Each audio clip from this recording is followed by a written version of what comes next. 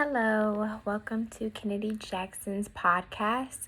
Today I will be speaking on seeking alternatives for minor drug offenses, specifically for African Americans, African American adolescents who have been targeted since the early 1990s, 2000s. I want to start off with a little bit of research. Indicated on a drug policy website, in the recent years, at least 38% of blacks have entered prison because of drug offenses. I'm not saying that's like almost half, but it's pretty close compared to Caucasian males, which was at about 25% that entered prison because of drug offenses. And also in the past decades, there has been a number of African Americans that have been incarcerated, and that has grown sixfold. And since probably 2000, the year 2000, that number has increased drastically with the small or the minor drug offenses that especially the police in New York has arrested African Americans for. The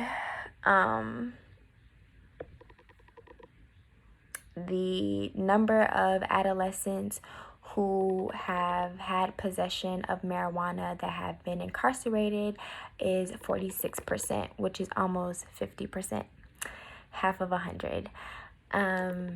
These are adolescents with the ages ranging from 16 to 19 years old, individuals that haven't even experienced life, that are still in high school, that are not as cognizant of the world yet, but they are being incarcerated and lacking the advocacy, the support that their counterparts have. A lot of Caucasians get off just because of the color of their skin, but if they do have some kind of charge, they are fortunate enough to have the support or have the lawyers or have the finances or the financial accommodations in order to see their way through. This issue of the minor drug offenses create life-altering consequences and life-altering impacts on our adolescents. It can prohibit, if an adolescent has a record, it can prohibit employment. It can prohibit furthering their education. I know there's a lot of paperwork and a lot of advocacy for those that have a record to even get into school or back into school. There are certain things that need to be done that sometimes people don't have the accommodations for in order to see out their charge while they're in school. So that ultimately leads to that person dropping out. I think that a public policy should be created that can police programs on limiting arrests for possession.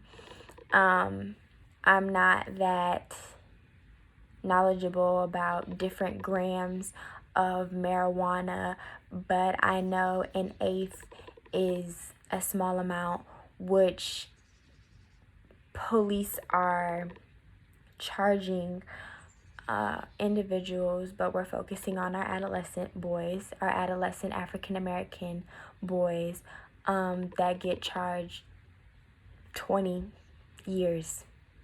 And this can date back to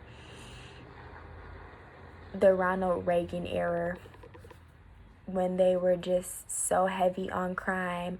The propaganda was all about clean up the streets, which really meant, if you read in between the lines, getting African Americans up off the street. When the I think Coke pandemic arose, they were specifically zoning in on African Americans, even though it was the Caucasians that were either doing it more or selling it more. And if we look at adolescents who already served time, then it is possible that they can pick up behavioral issues that impact the risk or the likelihood for them to be reincarcerated.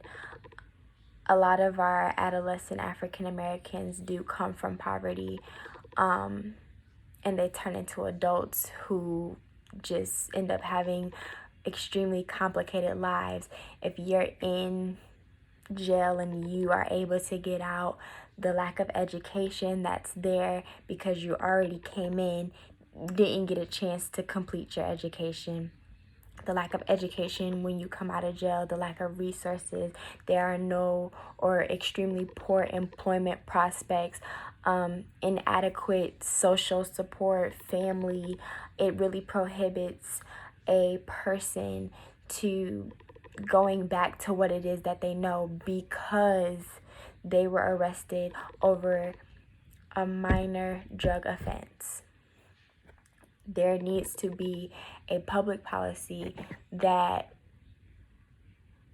creates safety approaches on reducing drug use and the consequences. I'm not saying that people should not get time for illegal things, but the government has made the policy or has enforced the drug use or possession of drugs so harsh for African Americans. It just leads them down debilitating path. And I think that actions do need to be taken to reform drug policies. Federal governments need to look at the data, the numbers between African Americans and Caucasians, the numbers of our males and even females by age 20, because the approaches that they have taken lead to just a domino effect of consequences, life alter consequences. There needs to be drug treatment prevention if a minor drug offense is carried out. There needs to be some kind of treatment prevention for that person, whatever race they are, but more so for our African American adolescents because they lack so many resources. So that's all I have for you today. Thank you.